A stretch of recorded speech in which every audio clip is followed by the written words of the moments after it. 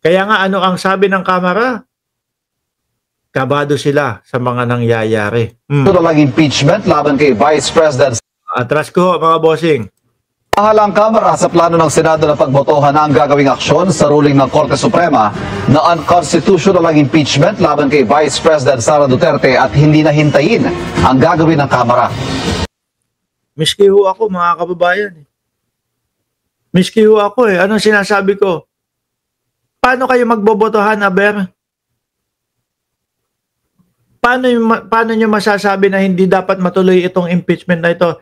Dahil doon sa sinabi ng Supreme Court na wala, unconstitutional yan, kaya hindi dapat matuloy. Di ba? Dahil doon.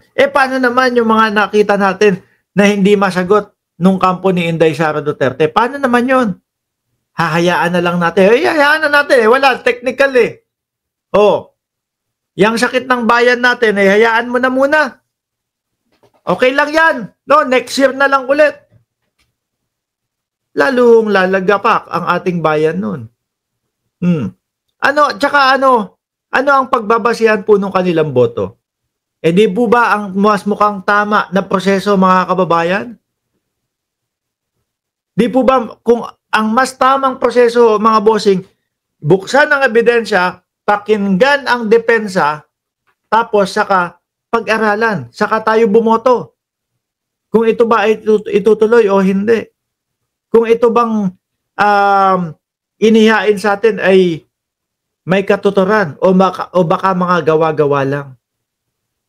Ganun di ba? Sabi ni J. Cas, ang tamang proseso, forthwith, diretso sa hearing. Pero nangyari po ba? Hindi. Sabi ni Joe Tad, ano ang masasabi ng kanilang alma mater sa tiwala ng kanilang produkto sa gobyerno? Yung UP na napanood ko kanina, mga kababayan. Ano sinasabi ng UP? Iisang word lang ang pinagtatalunan. Iisang word lang yung ayaw nilang pakinggan at ayaw nilang i-interpret. Forthwith lang. Forthwith lang. Yun lang. Diba? Dahil po kapag kayon, sinagot nila, yari na sila. Dahil yun po ang nakasaad, nakautos at ipinag-uutos po ng Korte Suprema, ng Konstitusyon ng Pilipinas. So, mga kababayan, dapat agad-agad. Kaya nga po, di ba, naghamon ng debate si Senador Ping Lacson, mga bossing. Ano sabi ni Senator Ping Lacson? Sige, lahat ng senators, hinahamon ko ng debate. Talakayin natin ito. May pumalag po ba? Wala. Walang nagsalita. Bakit to? Mayayari sila. Isang word lang, mga kababayan. Isang word lang ang itatanong sa kanila. Bakit hindi natin sinusunod yang nakasulat na word na yan? Yang nakasulat sa konstitusyon na yan, ba't hindi natin sinusunod? Tapos silang lahat. Dahil po yun yung sinasabi ng konstitusyon, mga boss. Tuloy. Saan ba? Ayon sa tagapagsalita ng Kamara na si Attorney Princess Abante, hindi pa pinal ang desisyon ng Korte Suprema at aapila pa ang Kamara. Ano man anyang premature actions tulad ng pagboto ng Senado na hindi ituloy ang impeachment trial ay pagsasawalang bahala sa due process. Baka raw maging political shortcut ito na magpapahina sa papel ng Kamara. Ganun na nga po ang mangyayari diyan, mga kababayan. Di ba? Mababaliwala na po ang Congress, mga bossing. Hindi ho papayag ang mamamayang Pilipino na mabaliwala po ang Congress o ang Congress ang mabuwag.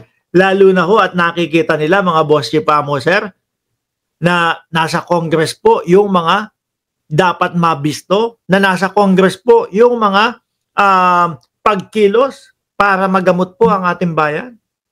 Tapos, nandoon naman sa Senado, yung mga pag-antala, yung mga pag-delay, para matagalan yung paggamot sa ating bayan. Nakita nyo ho, mga kababayan? Sino sa tingin ninyo ang dapat mabuwag? Kung sakali mang papiliin ang mamamayang Pilipino, buwagin ang Kongreso o buwagin po ang Senado? Pasintabi po doon sa mga senador na talagang alam naman natin na kumikilos. Na alam natin na nagtatrabaho ng maayos. Pasintabi po sa inyo. No, nadadamay kayo dito sa mga senador na may sariling interes or baka takot kay Vice Presidente na balikan sila. Baka habang naghihiring po, PI ka. Mamura sila ng Vice Presidente. PI ka. Sinasabi mong magnanakaw ako, ikaw ganito, ganyan ang ginawa mo. Kayo may mga insertion, etc. Yari. Nanawagan sila sa mga senador na magpasensya at hayaang gumulong at matapos ang judicial process. Ayon kay Representative Terry Ridon, Chairman ng House Committee on Public Accounts, ipapasa ang motion for reconsideration bago ang deadline sa August 9. Tingin ko hindi na. Ewan ko lang ho, mga kababayan. Pero tingin ko hindi na mababagal at hindi nila babaguhin yan. Nakakahiya na lang ho sila niyan. Di ba? Paninindigan na siguro niyan. Sabi ni Jane Pilla, ang Senado ang buwagin kasi sira na ang mga utak ng nandyan, lalo na ang mga Duterte. Biruin nyo ho, mga kababayan, ha? Pag pinagkumpara nyo po yung Senado nung unang panahon, nung mga senador na mga 90s, tapos ikukumpara mo dito sa 20th Congress ho, mga kababayan, 19th and 20th Congress ho, walang mga sinabi ho, mga kababayan. Puros ho itong mga to, parang mga lugaw lang ho ang utak no? Simpleng portweed hindi nila maintindihan o ayaw intindihin o ayaw sundin ho, mga kababayan. Ang nakikita ko dyan, natatakot po sila na maumpisahan ni isa man lang na araw ang impeachment. Dahil pagka lumatag po ang ebidensya at wala silang nakitang depensa, yari po sila, mga kababayan. Dahil ang taong bayan sasabihin, tingnan nyo, bakit natin hinihinto to? Ayan na lumalatag na lahat ng ebidensya. Nalalaman na natin. Ituloy yan. Yari sila. Kaya ni isang beses na hearing, ayaw nilang mangyari. Yan po ang nakikita ko sa kanila, mga boss chief amo sir. Ako'y magpapaalam muna. Gabi na dito sa amin. Maraming salamat. Babalikan ko kayo mamayang gabi. No? Para ma-shoutout ko kayong lahat.